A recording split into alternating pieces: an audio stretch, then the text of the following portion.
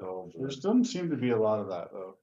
Not a lot, you know, mostly it's like family trust type sort of stuff. So Right, Yeah, a house that's owned by multiple yep, people there. yeah, so I see one that's year to date, that's 6,500, but some of these are like $350 year to date, that's nothing. 171, like, so I said, we're not talking big money.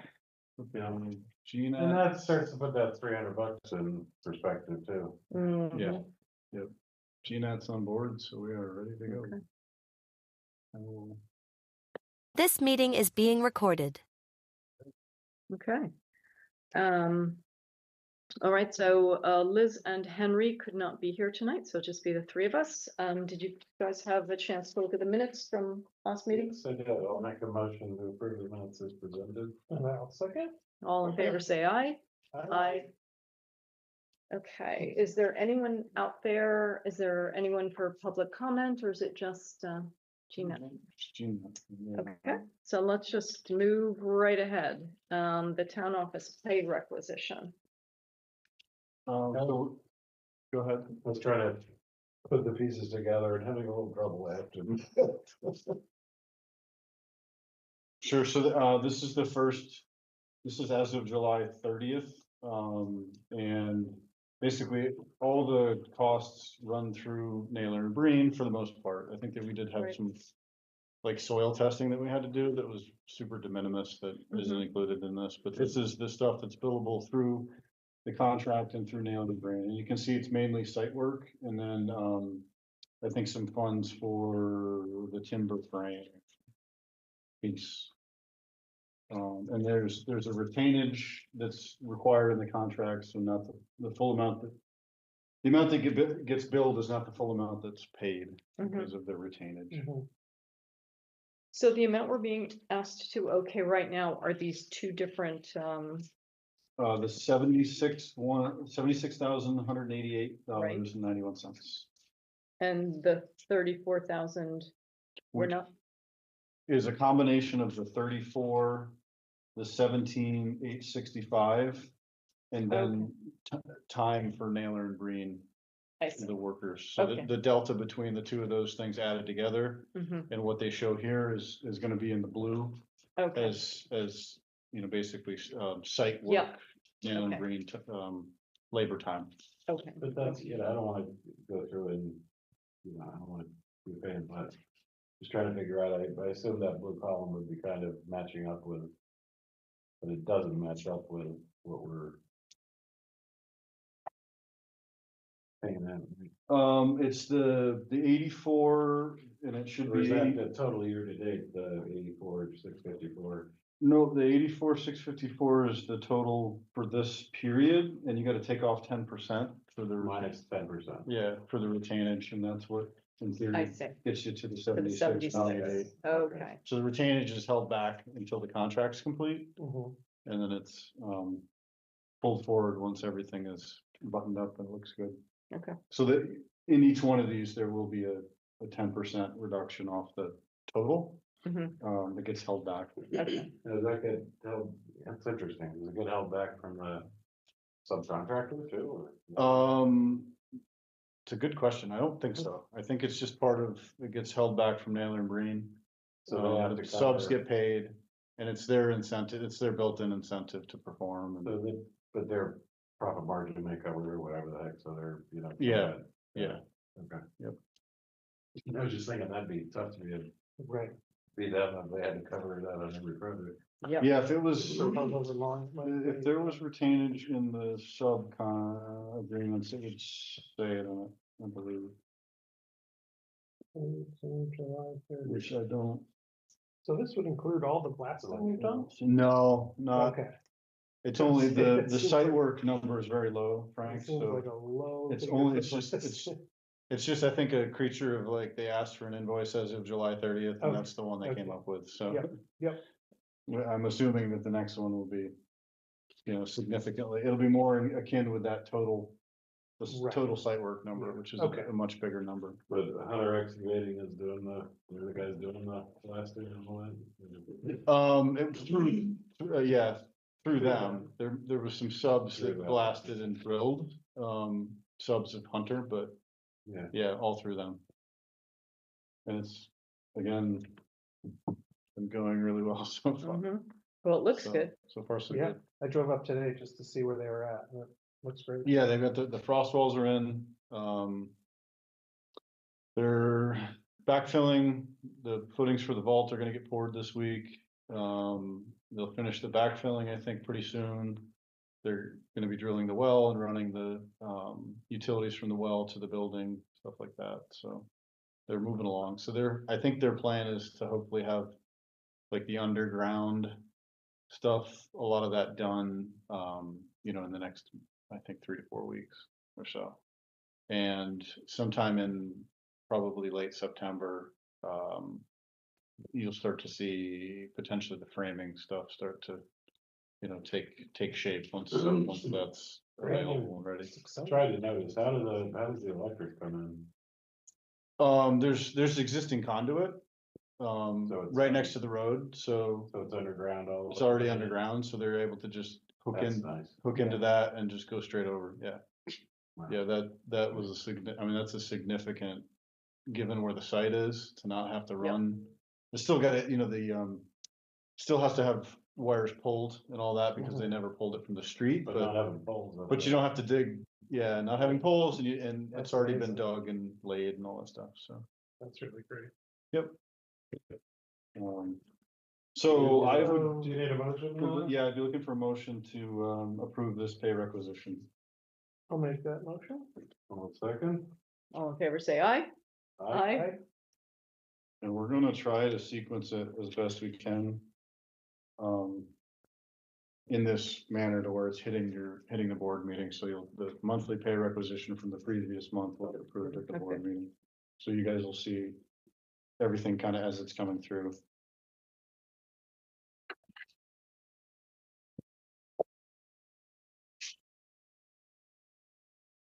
Okay, Housing committee. now this was a lot of information. It certainly was. So there's a larger map on the table, but, on the 26th of July, Edmund Kesselring came and did their 35% design meeting for, the Raptor Lane property.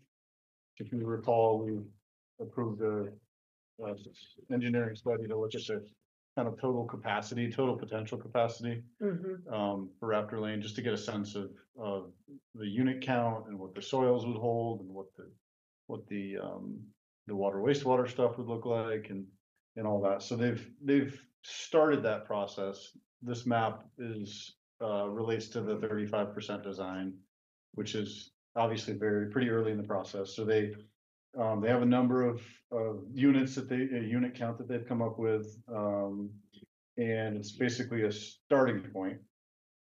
We then took their information and ran it by the housing committee members, and then they gave feedback as to, the map and kind of some of the ideas, which is, to make the roads move a little bit more, to have more of a, instead of just duplexes, to have more of an integration of different, duplex, Single family. multifamily, single families, maybe, apartment building type thing, and to have those structured just a little differently. So that feedback has gone off to Edmund Kesselring, and they'll react to it, and they'll hopefully make further amendments to this plan, which will then ultimately lead into the final report and study that'll get presented to the board.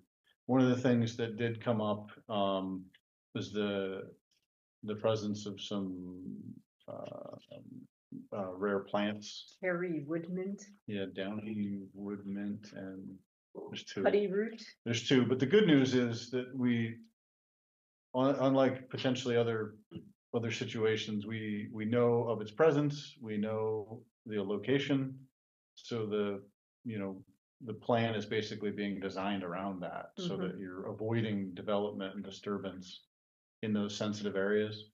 One of the things that potentially is a very logical recommended next step that they'll come up with is for the town to look at a rare, threatened, endangered plant study for areas that we that we're accepting on the map that where the development would go, which would then clear those areas or identify any other issues in those areas kind of before you got further down the road into design or permitting or any of that stuff. So we would know hopefully as much as there is to know about some of those hurdles before we go to start to make applications and stuff like that. And that's just kind of, I think, one of the things that the study is going to do for us is to point out some of those hurdles, I guess.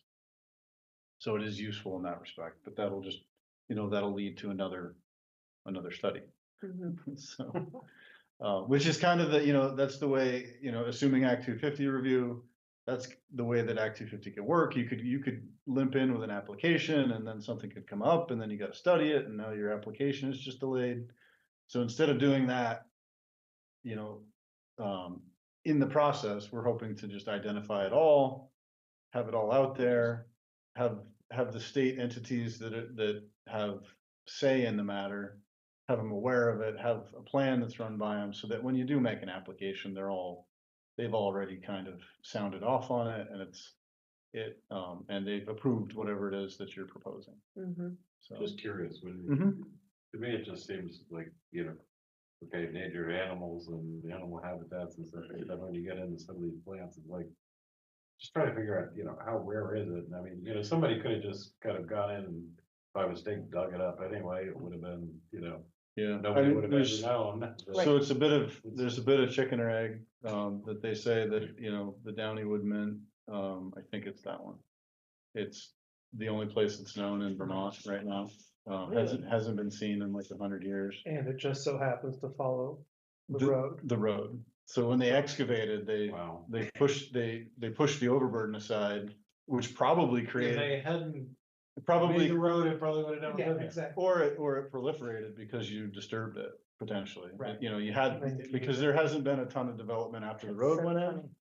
The They're other, more than willing to, let somebody else have all the yeah, plans. the other side of the coin. Montpelier.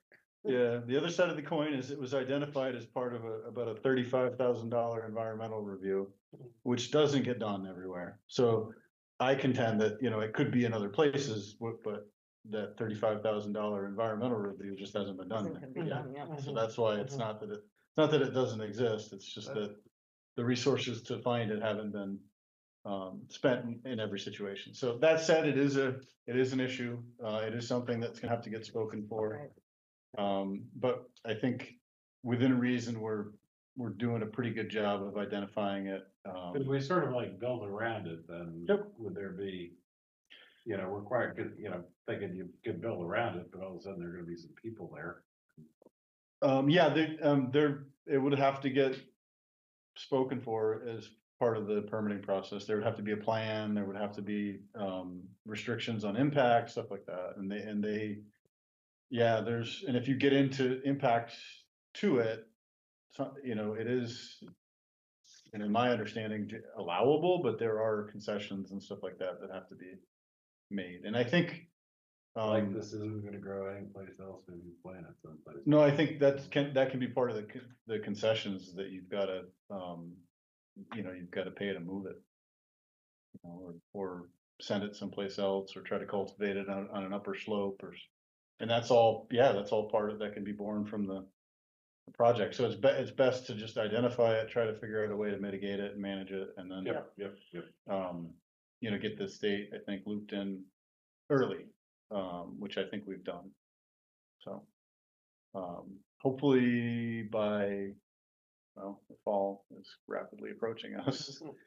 Hopefully, I think by the end of September, beginning of October, we're gonna have the second iteration of this in a text of a study, basically with some recommendations for, okay, here's what they view as the capacity, and here's some next steps for the town to take. As long as I just carry, because I'm dumb on this, like the water system and all, it's, I did a receivership of a water system that went under once upon a time, but at the same time, we run 2 water systems in town. Yep. So I'm, curious, is that The assumption here it is, economically is gonna work? the assumption here is that it would have its own public water system for the neighborhood essentially. But it tends to be a matter of you need a certain amount of property or else it becomes way overburdened, so potentially. This would be a well drilled above grade, you know, it would get into the water quality, what would be needed to potentially treat it. And then what's needed to, you know, for the physical plant, which this is above grade gravity feed. It's about as simple as you're probably I gonna. think it's economically gonna be a. Well, we haven't even got that That's- far. This was up in West Rutland. Depends on what you They had consider a economical. System where they were gonna build all these houses and they only built a chunk of them, and in the end. You know, it was becoming expensive to meet all the water regulations. Yeah. do all the- So the public water system in this scenario allows you to maximize capacity because you're not encroaching on the septic locations with the well. One of the things they did look at was, I think, I don't even know, probably 6 to 8 wells. Kind of scattershot across the property, but then at every situation, you kind of ran into, you know, connections with the septic and it created issues, so. You know, our statement to them was maximize the unit count. Yeah. And that's what they've done here. You can always pull it back, change it. But And the septic is, you know, septic would be joint, a handful of joint systems in different locations on the property based on, some of the stuff they know, from existing soil testing, and they are gonna be doing, I think in the next couple of weeks, some soil testing on some spots that didn't have it done before. So they would have that information. So you'd have a pretty good, starting point to say, hey, this is, you know, this is feasible, or Yeah. this is what's feasible. As to what's the time frame, what it But looks there might like, be a how it minimum- actually there might triggers be a off. minimum number of units that you'd wanna.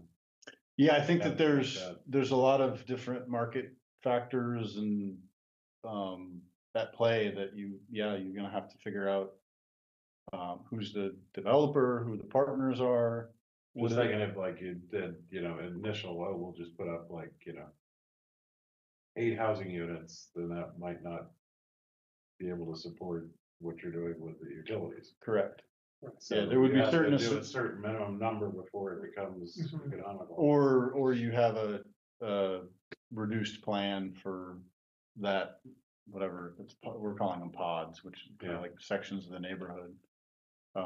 You would just refine the plan with, okay, what if we were just gonna do this? This is how you would manage the utility stuff. So, Cool. Thanks. yeah, I think they're doing pretty good work. Yeah. I think that That was good. the total count is a good number to start with, and you kind of go from there and see where you end up. But this, I mean, the old idea, 46 duplexes, 92 homes, that's a huge impact on our area. Mhm.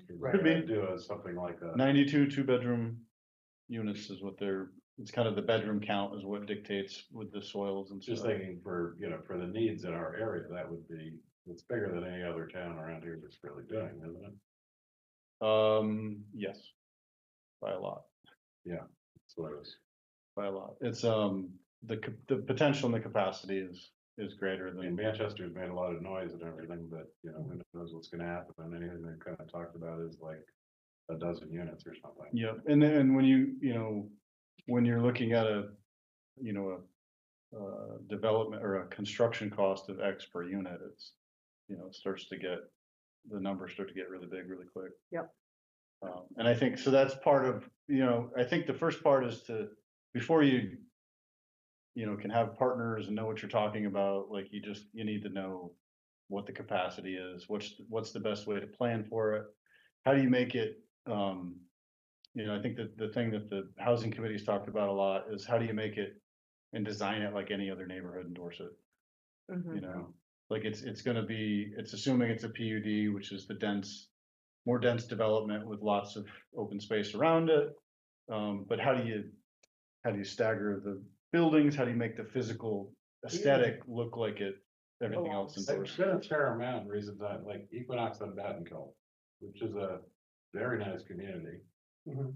that, people, it's very nice community and it kind of meets that same sort of feel. Mhm. It's basically, duplex sort of units, but just nicely done.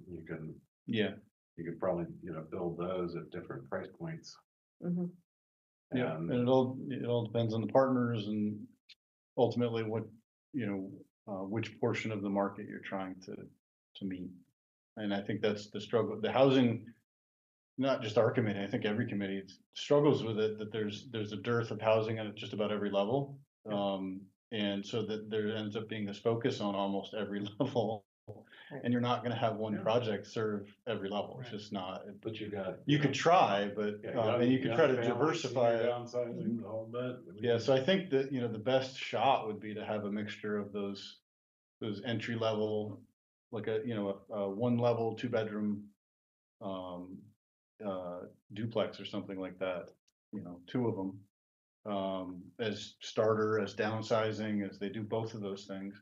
With a mixture of larger and then single families. Cause I think and the single family is a complete, when you're talking about, kind of this type of development, everybody's gonna tell you to not do it. Because it costs so much money. But the flip side of that is, that's the bread and butter of our community. But that's where I could imagine. Right, our real estate community is built on single family housing and Right. we're a bedroom community to other areas and that's, I think, to deviate from that too much, then starts to get into Mhm. the character stuff and that's gonna be part of what gets. But doing something, Reviewed. significant size, you start to also, you're making enough of an impact that you start to attract a lot of grant funds and things like that, I would think, Potentially, yeah, potentially. Yep. And it matters, it just depends on who, which need you're trying to fill and who partners are. And I think, and that's gonna be probably the most important and most difficult part of the whole. The The whole Shire's thing. really good at figuring that stuff out. I don't know, I mean, I think Yeah. this is a newer, like you had mentioned, at this scale. Different than- It's different than what's normally done. I think even to think with the market and private vendors and stuff, I mean, there aren't developers in our area that do This kind of stuff stuff. on this scale. That's what amazes me. That's been the committee has the same, it's like, well, Yeah. who could you go talk to? Well, there's nobody that does it on this. You'd have to go over Right here. to the Saratoga, Half Then you Moon, go, Clifton Park area to probably get Down any in Bennington, comparison. John Hale used to do tiny little projects and now he's doing all the biggest projects, Yep, and they're very complex and and they're geared to a certain part of the market. And one of the things that, not to belabor it, but the committee has talked about too, is like how much of the market can work here potentially as a solution. Is there a way to capture it or utilize it that, that there would be incentive for a developer if you said, hey, we've got this. We want you to produce X amount of units, we want X amount of units to be, subsidized for this type of, worker, employee, resident, whatever. Are they able to make enough money on the market rate units that they're happy to come in and do it? I mean, I think that's the real. And the town doing the permitting, a lot of the utility work, all the prep, I think potentially opens that door for that conversation. So I think that's in terms of the town's, I guess gift to the whole process. That's what we have at our disposal. Which is a lot. Yeah. I mean, Oh, it's humongous. Yeah. You've got site control, you've got, you got the cost of the land. You got potentially permitting and utilities that you could. I mean, with Cover. what we could throw into the project, essentially, as a equity Yeah, if investment, you were to add all that up, that makes it. it's a big, that big can make it number. happen. It's a big number, yeah. Do you remember, cause I know Maclay has one of these on their websites and they did something, I think it was up in the Burlington area. Who was behind that? Who was the developer for that? I'm not sure. I don't know if it was, Cause that was a similar type of duplexes and. Yeah, I planned think it might community. be the developer that, Liz was familiar with, which the name is escaping me right now. Summit Properties, I think is potentially the one that had worked on that. You should ask Bill and Kat who, Yeah, if that's the Yeah. right name, because it looked like a similar type thing, only it was done very nicely. yep, and I think that's the key is the aesthetic. Mhm. I wonder who did things like Equinox and Bethany Hill and all that. Been there for a long time, but. Yep. I don't know who, That's part of the It's part of the hotel, wasn't it? committee So they- research stuff that we have to do. Yeah, I'm not sure about the origin of that. I don't know if the hotel had owned it and they spun it off or, but that's an well, interesting one because it's actually at a very hilly property, but it Yeah. works very well, mhm. because you don't see everything else around you. Right, it doesn't look like one Yeah. strip with just. yeah, and I think that's part of the back and forth on on the design is, there was definitely from the committee, it was like, make the roads move a little bit more, give it, stuff, just We don't want it to look like the a, character stuff. Right. like a neighborhood that I grew up in. Yeah, no, I go back to, we want to make it look like, the neighborhoods that are next to it, Mhm. essentially, with some, maybe some, the more of the 2-unit, 3-unit, Mhm. type properties Mix, versus yeah. just single families, yeah. Right. So. Yes, we're well on our way. Excellent.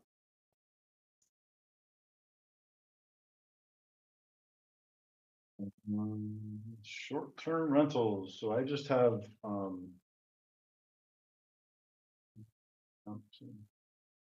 I think, Rob sent the spreadsheet out. I don't know whether you sent that to everybody. or not. no, I didn't, and I should have, I But will, I can you- do that. Pretty helpful It's a lot easier, yeah. to, have, all the info in a straight spreadsheet, Mhm. because it could make heads or tails of what. I know, it's really Yeah. difficult. Yeah. So here, you can get it all in one spreadsheet, so I think it'd be useful for everyone. So Yep. what's the TOT, estimated TOT? So that's the amount Total year to date of rental income. that they're making for each unit. So here's But that wouldn't be what they're, not including what they're renting it for, just their profit? I would think that would be the, Just because some of it wouldn't make sense. here, let's take a look at it. Yeah, if we do the first one, $1,900 by 64 nights is $30 a night. So I'm just curious Yeah, they're, when this gets updated. but then there's gonna be, the price per day, and then there's a fee to the Yeah. for Airbnb, and so I'm thinking that could be three, it was just for 3 nights. And Right. minus the And fee or maybe- something. Yeah, I guess we don't know this book to date. We don't know how it's written. DOT, transient occupations. So that's I think that number is meant to be, to give you a number that would relate to a potential tax that other communities have, other states essentially. Okay, I'm just curious. But this is the dashboard for the whole Oh, thing. cause here, nights booked to date, on that one, 37 nights, so. Year to date, so. Yep. You're saying the average price is 482 and they booked it for 37 nights. So wait, these are bigger numbers, That are represented. yeah, cause if you What's got that? Yeah, this the one, TOT column doesn't make sense. this one, nights booked to date for this one is 106 nights. And that's for 310 Church Street. Right now, this is a good, Then their this, TOT is only, It's minimal, right, so I don't, it's DOT was booking frequency, average less, I don't know what that means either. The DOT was just, $4,800 and it was booked for 100 nights. right. It says That like average. 450, It doesn't make so sense, yeah. Doesn't make sense. so So it'd be good to have a, well, there's lots of rates. there's lots of, There's so much stuff in I was gonna say, there's probably a lot more information than you want. Especially considering that we're basically just have a registry, but Right. So the So host revenue. these right? 3 panels, I think, are kind of useful. So like, this gives you a sense of like the active number, 63 in this last month. This is the occupancy rate in the last month, which is 22%. And then this is the total revenue, I think, for the last year. Is how Oh, that so it's not, figures off. the $300 isn't looking as big. It varies, average daily rate 341. Oh, so the tax, transit occupancy tax, that makes sense. Is assuming, I think it's a 1% of something.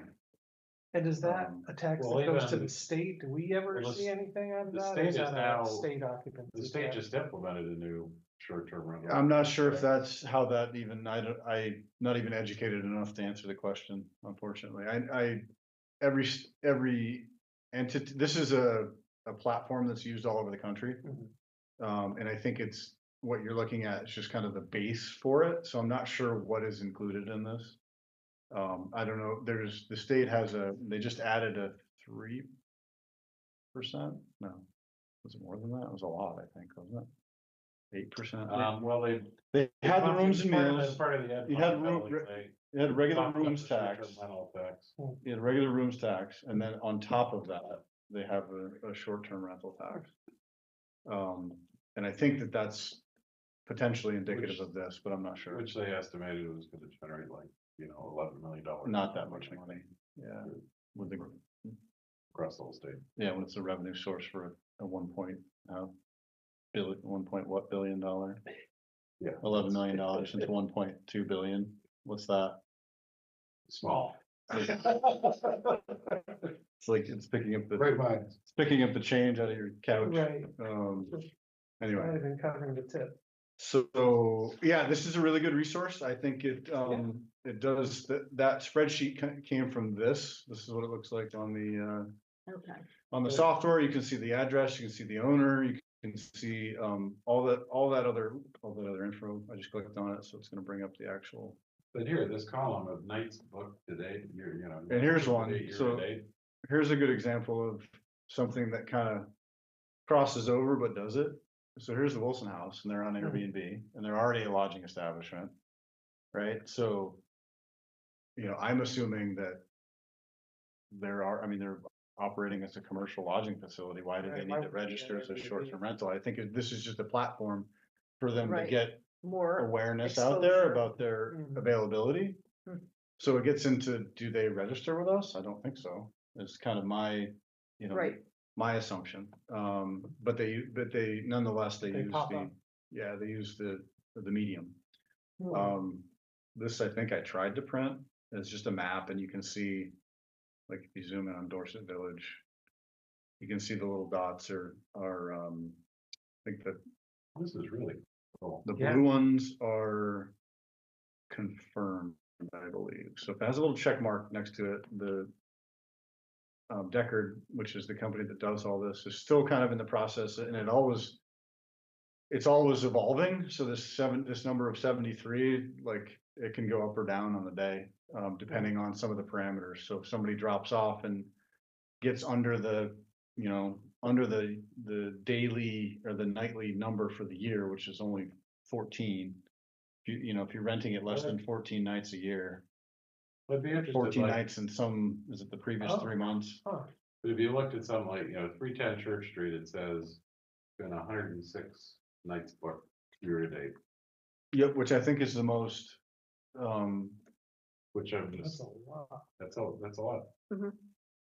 yep. Out of the last 12 months, 162 nights Wow. out of the last 12 months. So you take the 162 into 365 to get your. Yeah. And that's a 61% occupancy rate, but if we go back to the dashboard, you can see that across the spectrum, 22. it's 22, which is much less than. Much less than I would have thought, but Mhm. you Yeah. know. And I don't know if I'm sure it ebbs and flows and moves and But changes. there are a lot of people who are probably, they're staying there some, and Yeah, you can see, so. they're just trying to make their property taxes and stuff. Mhm. Yeah, and I think that was Property part of the tax, so- discussion with the regulation and the zoning stuff, and in all that is, yeah, if you start to peek behind the curtain here, you can see that the type of resources that it's generating, and is it, is it really the boom that people think it is? It'd be one thing if there was 80% occupancy. Right. Townwide. Yep, and then it gives you a total. We didn't have this data before, so this is Mhm. excellent. Yeah, and this is, what this within reason is kind of the confirmed number of active listings right now. Earlier I was talking about this number, which is 249, which includes, stuff that's not confirmed, includes stuff that potentially has fallen off because it's not being rented, doesn't meet the parameters. But, the world of the units is much larger than the 73 that's just active. So I think Mhm. that's where you get into That was your 120th. yeah, that's where you get into like, how many are these? And, when the planning commission was doing what they were doing and they saw, hundreds of them, I Right. think that's where they go, holy cow, like that's a pretty big number when you only have, I don't know, 1,300 housing units, that's a pretty big number. So this at least gives us more info to go by, which is really, I think, really helpful. Yeah. So the next step here is that they will, whoever ends up in this confirmed and or even some of the in between unclear will get identified. They will get three rounds of letters to say, hey, you need to register. Here's the registration information that leads back to the town's website and all that. And we'll start to register them in mass. And that'll be done once a year. So.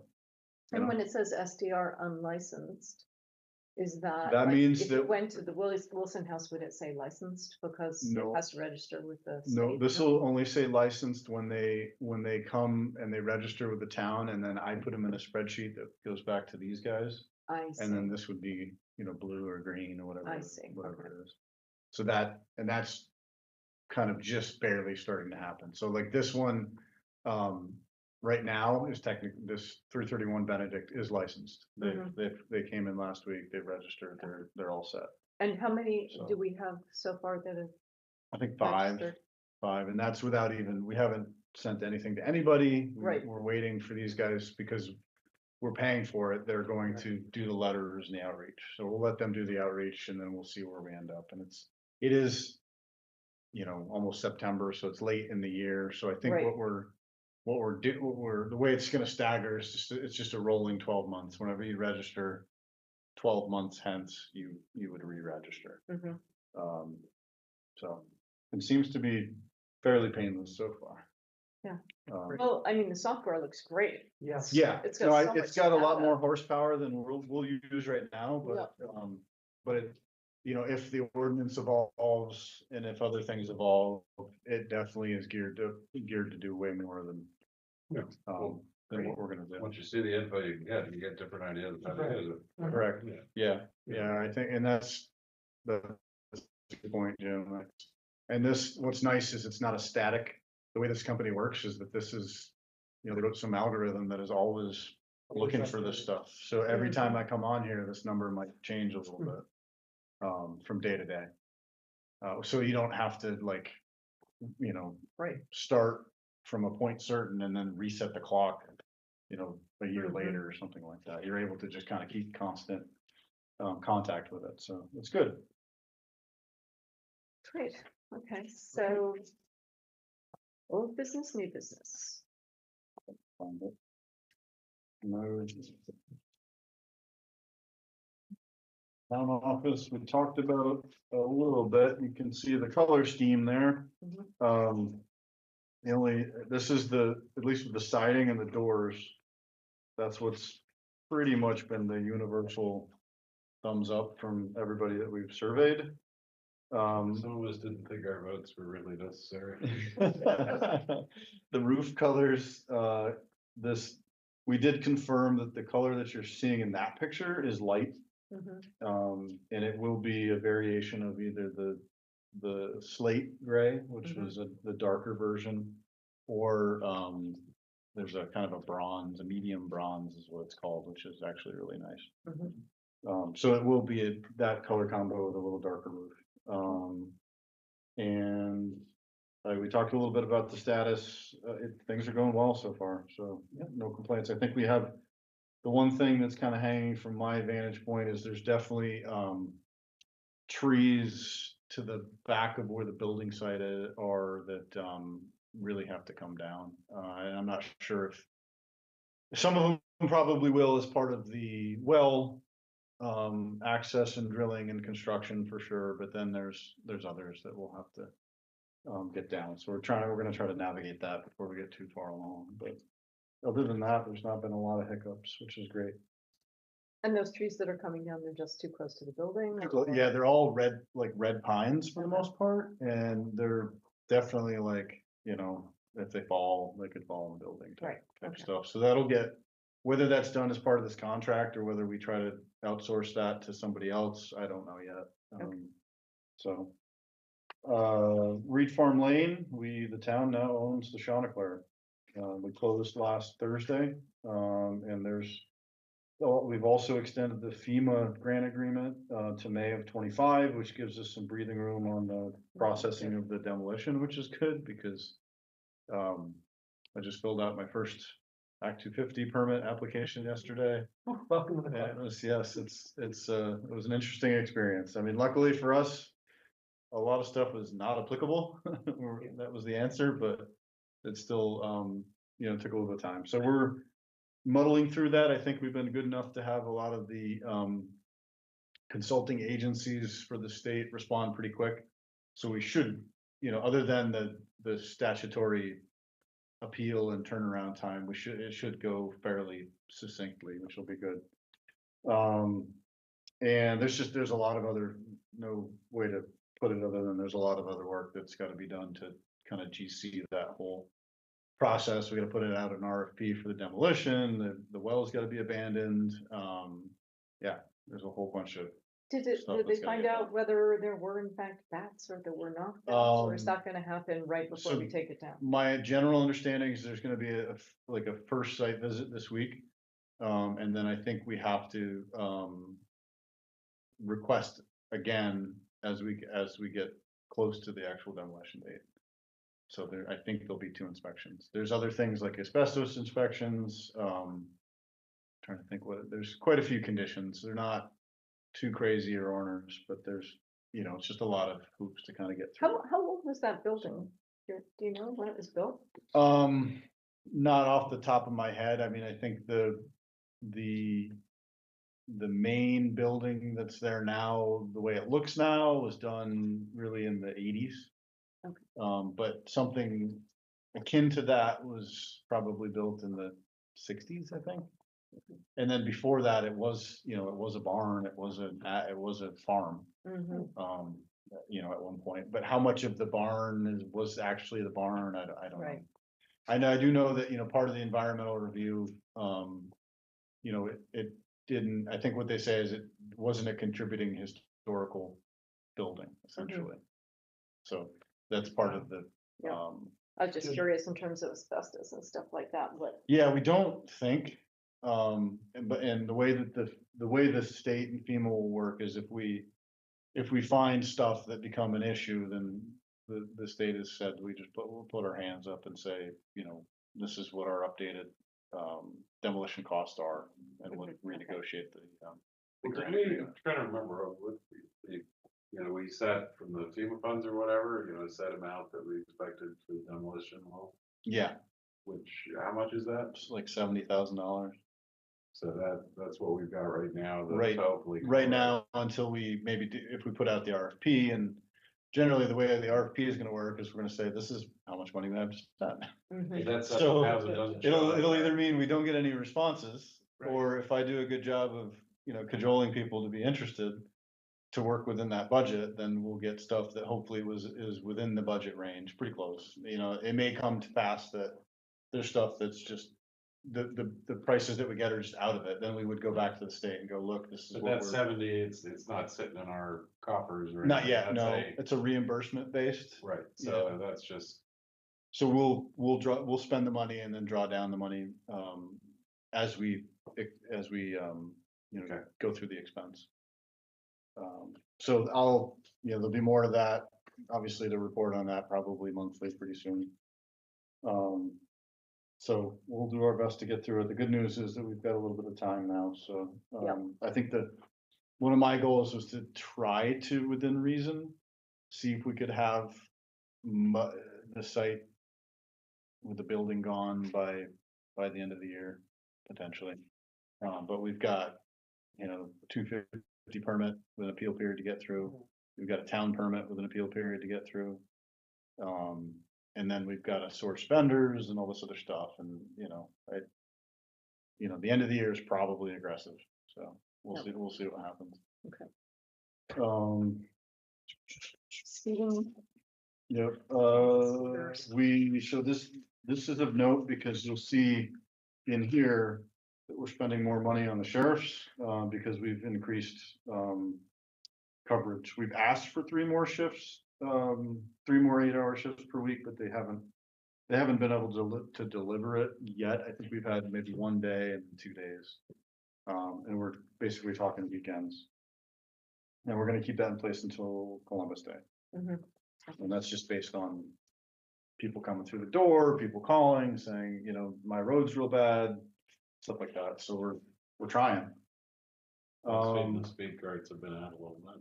Yeah, it's Yep. back over here charging. It's very tired, so we have to. It's it'll go back out. We do have some permanent ones on town roads that we're about to adapt. It's just a matter of, when everybody's complaining, which roads do you actually put it on? And we're gonna, Right, exactly. Dorset West Road's definitely gonna be one of them because of the traffic count. And we're gonna try to do, I think, one on both sides. Mhm. So, and they're gonna be a little different. It'll be on a nicer, permanent post. Where Powder are coated the, black and where are nice. the most complaints? I'd say probably Route 30 would be the most frequent The flyers. northern end or the? Northern, southern, and middle. Oh, okay. So there's banner carriers in each section essentially. So we couldn't go wrong having a cart or the signs in any one of those 3 locations. So it's and over here it's a little different. But we're trying to do our best to react to it. The reality is a lot of times, like I think yesterday I'd met with Jason, and he spent the whole morning on 30. And, if you sit in one spot for more than whatever, a handful of minutes, the cars will start to, rat you out, and then you're kind of defeating the purpose. And then, he can confirm he sat there for an hour, and after the first 10 minutes, every single car was, Going speed limit. no car was going more than, 33 miles an hour in a 30. So to then say, well, there's rampant speeding, it's like, well, not then there wasn't. But that's, And it's only a snippet, People want Jason there 24/7. Right. but he can't be. Right. So it's just the reality of it. So he does his best to try to, be where he can be. And if people are, crossing the line, then he'll deal with it. start buying some fake cars. Yeah, I think I know. Right, put 'em everywhere. it's definitely disconcerting to the officer, because you try to be effective. You go sit somewhere for 5 minutes, and the next thing you know, everybody's just Everyone's- crawling through, and Yeah. you're trying to really change a behavior. Exactly. And when you leave, the behavior just goes back to what it was. It's tough. And the only redundant thing is there's just a lot of cars on the road. Mhm. I think it's the traffic counts are, especially in Route 30, they're, between 3,000 and 4,000 cars a day. Mhm. So it's a lot of traffic. Well, we just have on Dorset West, we just have a ton of truck traffic. Yep. And, So you try to. You have the license plate readers and. yeah, those are not legal Send people, okay. Oh, because of I don't know if there's a state statute. Well, they do I don't know that there tolls. is, but there's a, They do it for tolls. they so- do, but Vermont, I Not think just you. outlawed them because of the privacy concerns. I'm pretty sure, cause I don't even think VSP uses them. I Cause they're think not. it's really nice for tolls and. Yeah. To not have to stop. Well, after it's that. just, yeah, efficient, By a little- creates a more efficient system. Yep. Yeah, New York does it. Be able to Um, send out, we could cover a lot of expenses. Yeah. The last thing on here is reappraisal. The way, and we're about to send out a newsletter to everybody pretty soon this week. Basically just reiterating that, when they start to come to your area, you're going to get a letter in the mail. Okay. Halfway down that letter in bold underlined print, it says if you would like to coordinate, and know when they're coming and coordinate the visit, call so that you can schedule an appointment. If you take the letter and throw it in the wastebasket or you're like, we have a basket that all stuff just goes into, right? You just throw there's the We have letter. that basket. It's important. I gotta put it in the important basket with all the stuff. And if you put it in the important basket and you forget about it, well, they're gonna come to your house and they're gonna measure the outside, they're gonna come knock on the door, and they're gonna ask to see if they can inspect it, so if you're surprised by that, you got a letter way back when they were trying to get you to interact, so, and we get it, people are busy, so it's easy to let it slip, but they're not just showing up unannounced, people are getting letters. They've been notified, that's about the best you can do, we can't possibly have a 2.5 person staff trying to call Right. 1,500 house homes. Right. And Geographically Yeah. or, okay. yep, they are. They're right now they're in the rural, kind of rural East Dorset parts of town. And they are going to migrate over the hill. And most of the late fall and winter is going to be specific to Dorset Village. Okay. So they're trying to get rid of the stuff that may be difficult to access in the winter first. And And then they want the second, the second home folks to. there's no different strategy with them. It's just a matter of, here's a letter and they try to. But the ones that were only here 6 months, they're. Typically they'll get a letter and if they have a key holder or somebody that can let them in for the inspection, then that's what they would arrange for. Okay. And the letter comes from NEMC. Letters coming from, town of Dorset. That's coming from town. Dorset, okay. Yep. Yep, with their information and really even the coordinating of the scheduling is running through Marco's office. Okay. So it's all kind of synchronized in one place. I think, as far as, the status, they're on track. And the idea is that this will all be done, by March 31st of 25. The stuff gets lodged for, next grand list year. Everybody is gonna change, in some way, shape or form, so every single property owner will get a change of appraisal notice.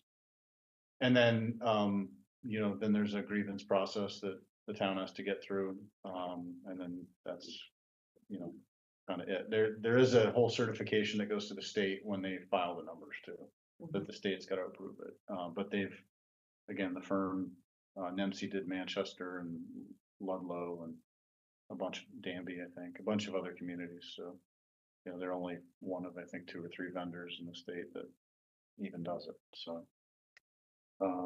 Yeah, so that's, we're trying to explain to people that it's likely that like Manchester, next year, the values will go up.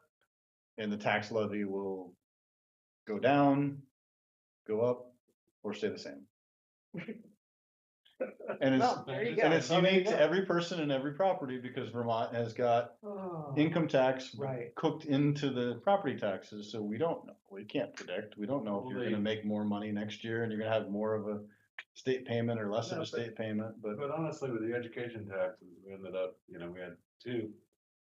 Taconic and Marina is 9 towns, we had 2 towns do reappraisals. And, the towns that reappraised versus the ones that didn't, the change in the, taxes wasn't significantly impacted. you know, it's. Usually the rates go way down. So in The rates Manchester, go down, but Yeah. the value's up. Right. And Yeah, it so turns out to be the same. kind of the you know, same your amount of- Bill is pretty much. Yeah. Everybody's bill went up too much this year, basically, but, you know, similar amounts.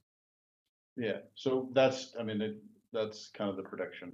Like you said, like it's most likely that when the rates go down, the value went up, you're gonna be around the same ballpark of what you were paying before.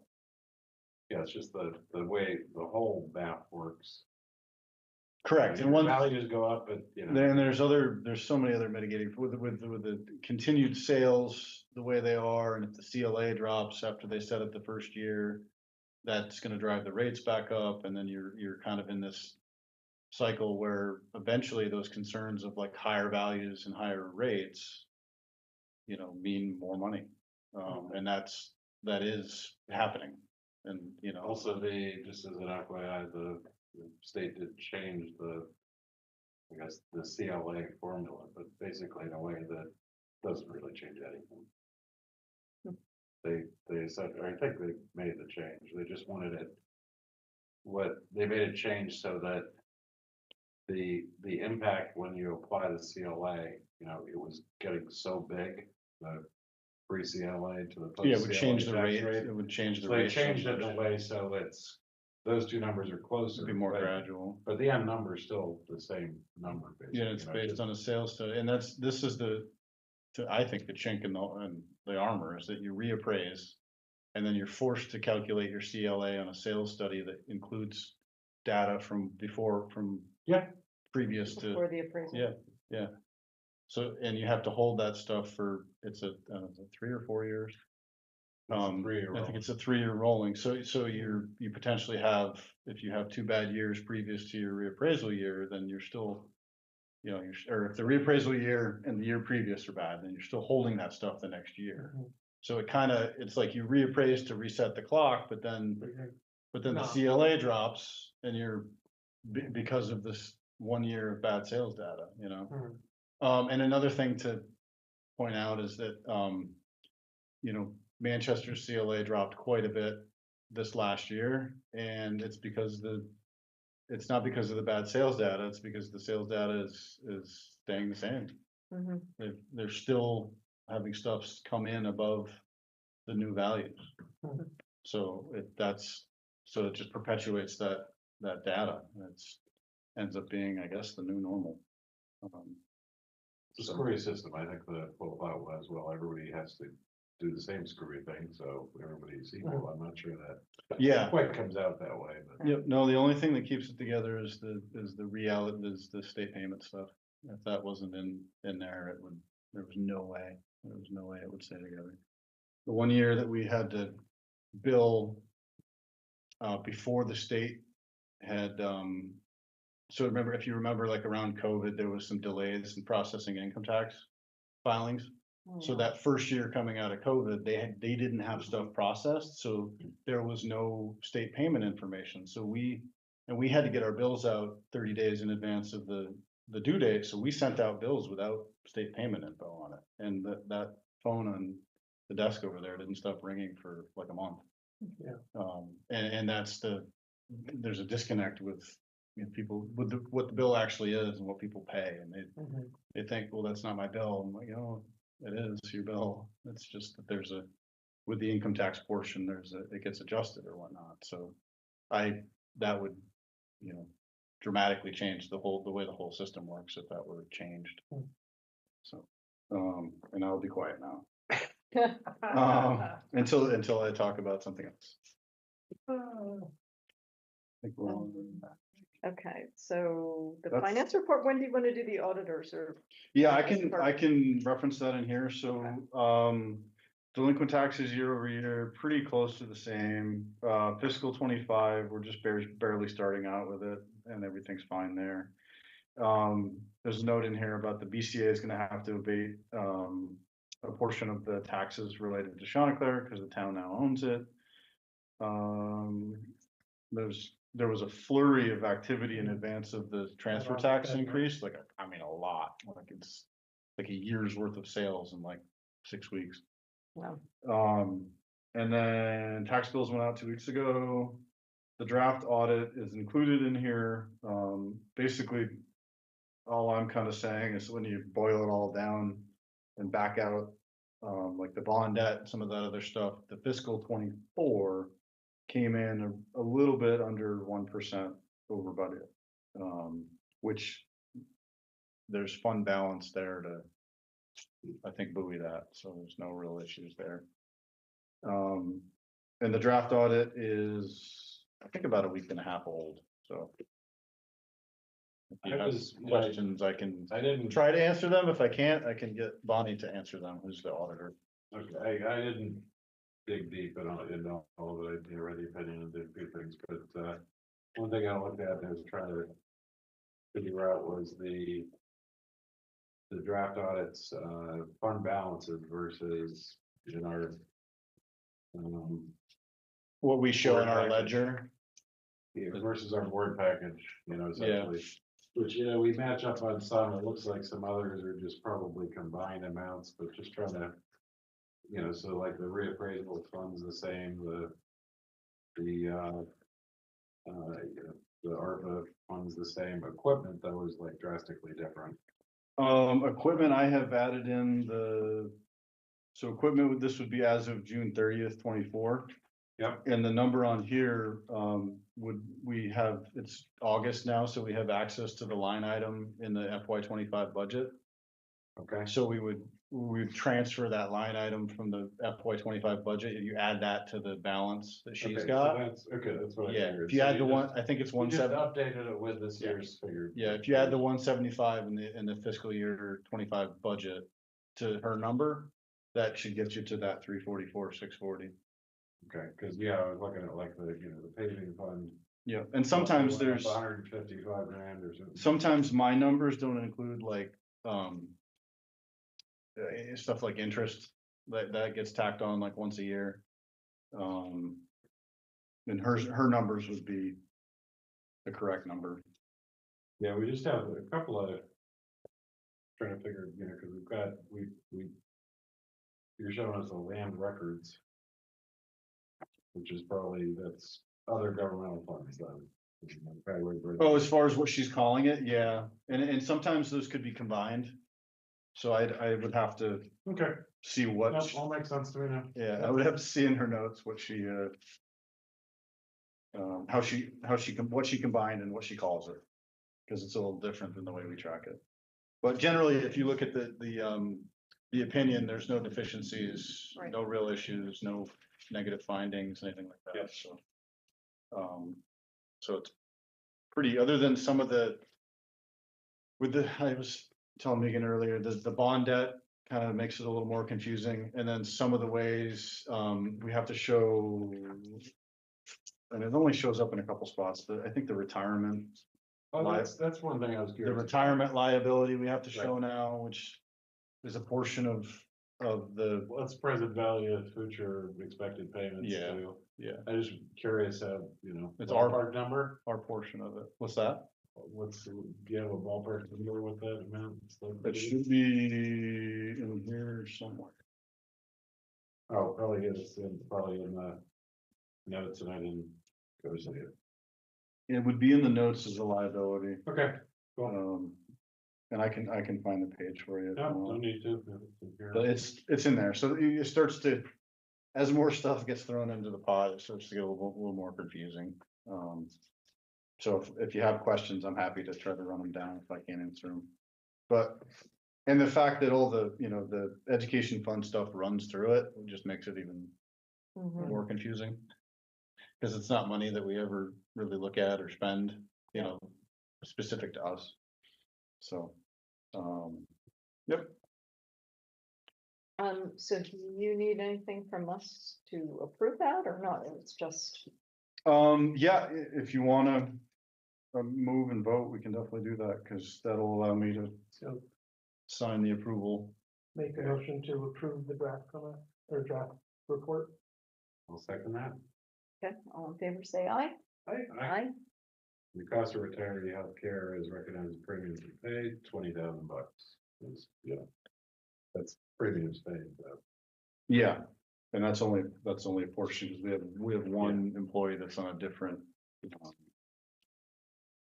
different plans than some others. So it's tracked in two different places actually, which is even further confusing.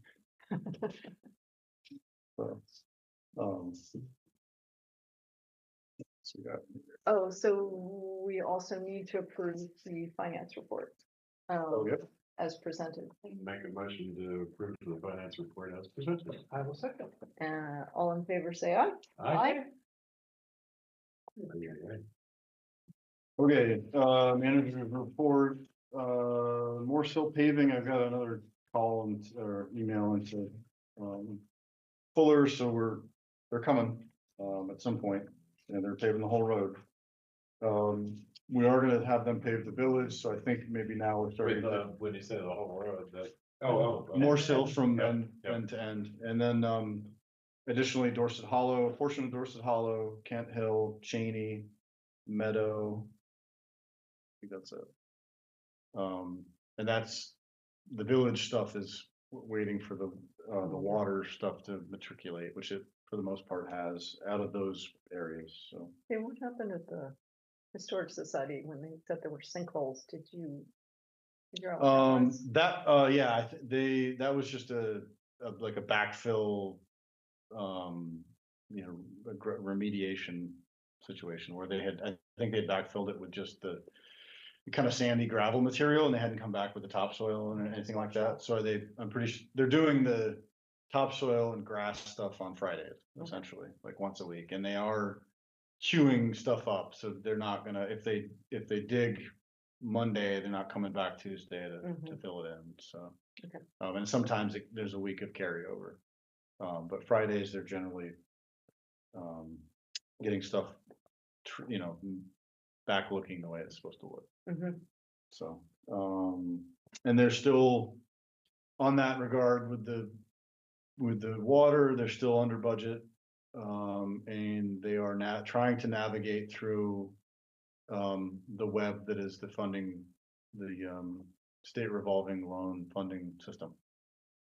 So they're trying to add in more work. You're allowed to add in 20% of the contract cost into the contract without having to bid a new contract, where they're trying to do that right now. I don't know if they'll be able to do that. Otherwise, it looks like they don't do that, they'll go out to bid this fall for additional service work. So a lot of there was about 100 people that had signed up initially to have the services replaced.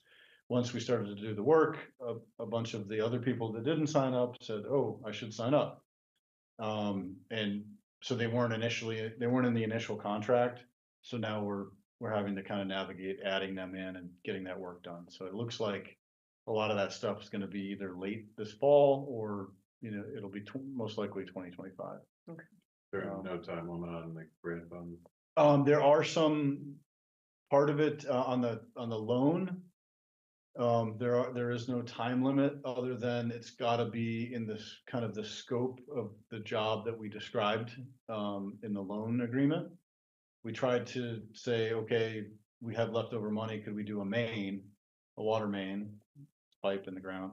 And the state turned us down and said no, because the way you described the work was that it was going to be service lines. So it's really silly. And there is, it's not just it's a loan with forgiveness. It's a loan with forgiveness. Is going to the little pipe. So there's potentially, as far as I can tell, there is about a $200,000 to $400,000 incentive for us to figure something out, because that's about the level of money that we can spend and have it forgiven. So we want to do that. Use it. We've got to try to use it. So it's sugaring down Those to service lines wouldn't have anything going through them if it weren't for that other line. right. Yeah, no, you're right. I mean, but it's a wonky 10 small ones. wonky system. So it's possible that some of that stuff is going to be closer to Route 30 when the service work that they do. So we'll see where it ends up. And it's we're lucky that the good people of Dorset Village are still tolerating the work, because we're now well into almost the end of year 2. So, and we're talking about a year 3, which is not fun for anybody. But, you know, it's, for what it is, it's going over well. It's kind of an ugly, unwieldy process, but I think we're getting good value for the money and getting work done that needs to be done, Right. for Mhm. like 40 cents on the dollar, so. Like, you know, you can't win everything, but that's a pretty good equation. A lot of the other stuff we've already talked about. What's the stormwater grant for McNamara?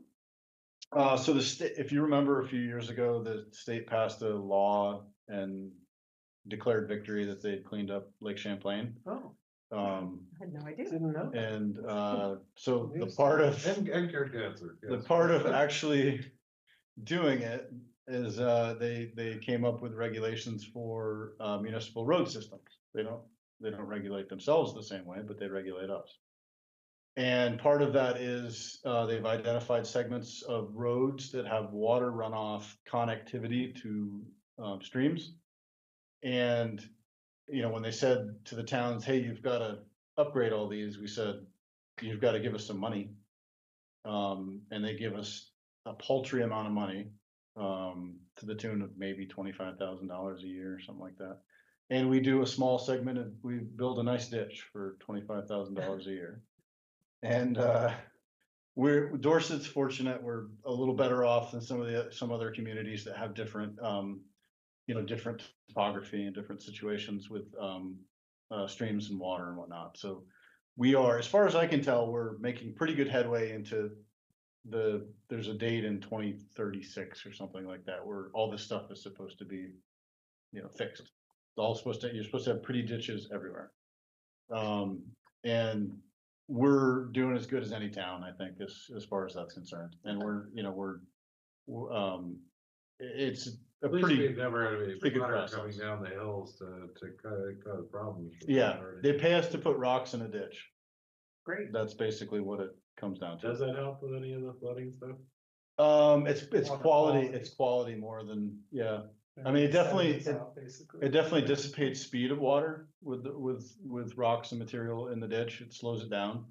But it filters it. That's what it's meant to do. So by the time it gets to the stream, it's already. In theory, yeah, but when it gets to the whatever water, body of water it's gonna get to, it's And then by cleaner. 2035, we'll just have to go back and do it again. Yes. Because it'll all be clogged up. Yep, we'll have to get more Awesome. rocks. Job security for the quarry to the north of us.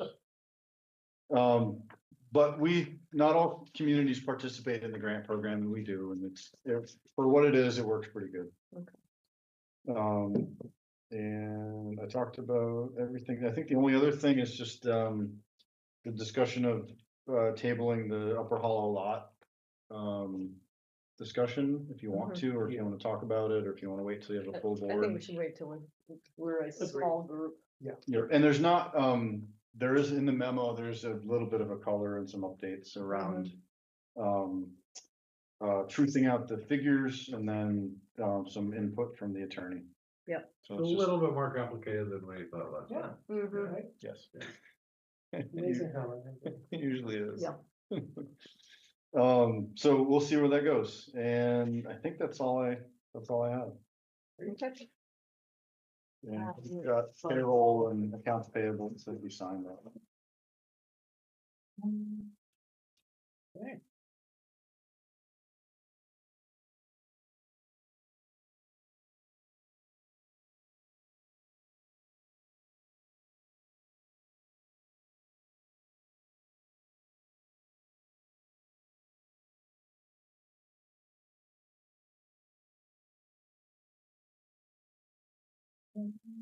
Leave this with you, so the recycling. Yep.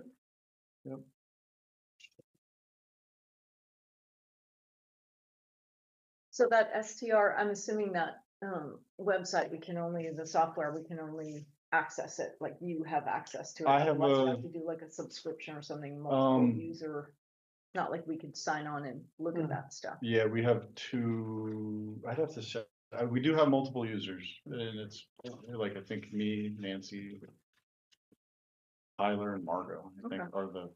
are the four users. So, I think in theory, we each have individual kind of logins and stuff. Okay. That's okay. It was just, it's, Yeah. it's so It'd be fun to play interesting to around with see and it. see what Yeah, you see. exactly. Cause there's so much more information and Yeah, it's hard it's a when really you're good looking at interface. little snapshots to put it all together. But, Yeah, yeah, maybe if you send out that spreadsheet. And there- Yep, they I'll may send have out the some other- spreadsheet. It may have some other reports too, because but it's useful, but I still can't figure out. you what gotta it know, was. it's- Right. yeah, you gotta know what you're Right. looking at, I think is definitely. Kinda there's- making it up a little. Yeah. Okay. And there's a ton of info, so I think it's, if you have, as we work through it, if you have questions or whatnot, we can even, Mhm. we probably could get, like read-only login or something like that, Mhm. and send it around, and you can tool around on the laptop if you Yeah, want. just so we can sort of Mhm. understand it Just to see better. what we're- Yeah. Yeah. I'd be interested. Okay. Okay, motion Alright. to adjourn? So Did I hear? Did I hear a second? All in favor, say aye. All right. All right, see what happens. Henry's not here to slow us down. Yep. Exactly.